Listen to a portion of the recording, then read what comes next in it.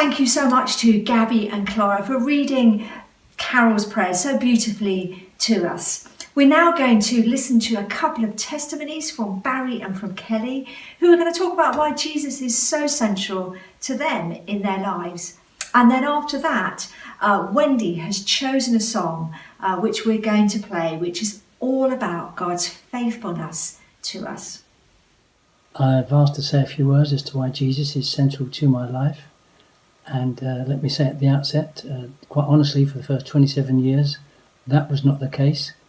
But in my 28th year, he came knocking at the door of my life, and I had the grace and humility to open that door and invite him in to be both Saviour and Lord of my life. My testimony is that ever since then, he has worked miracles upon miracles to fulfil his purpose for me, which did not include being a successful international banker. He wanted me to be pastoring a local church. He did not want me to be making lots of money. In fact, he showed me how I could live on less money and still have more to spend at the end of the week.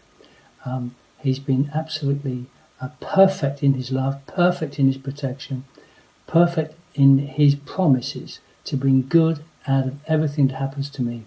We've had our ups and our downs as a family.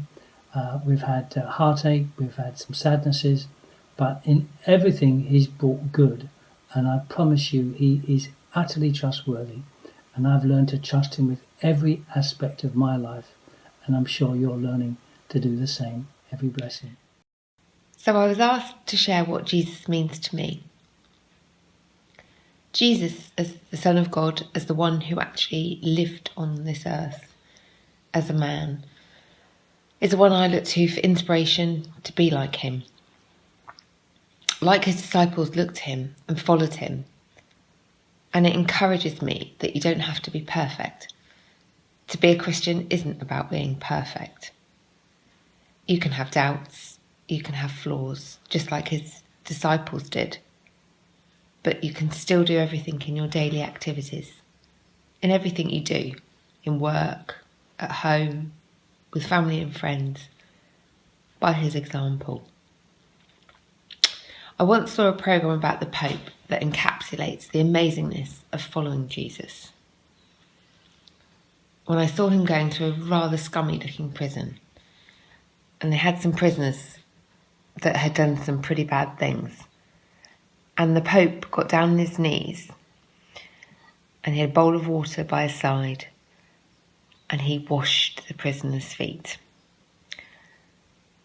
That blew my mind, that the love the Pope could have for these people, he did it out of pure love.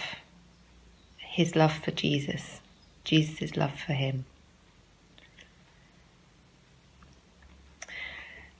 And in practical terms, for me, showing that love to others, loving others like I love myself, is an important part of following Jesus. It's easy to give something you have away that you don't like anymore, but much harder to give something you still want, whether that's material things or just your time.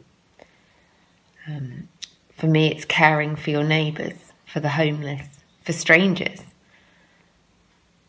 Thinking of what you can do to show that love. Looking at their needs, not yours.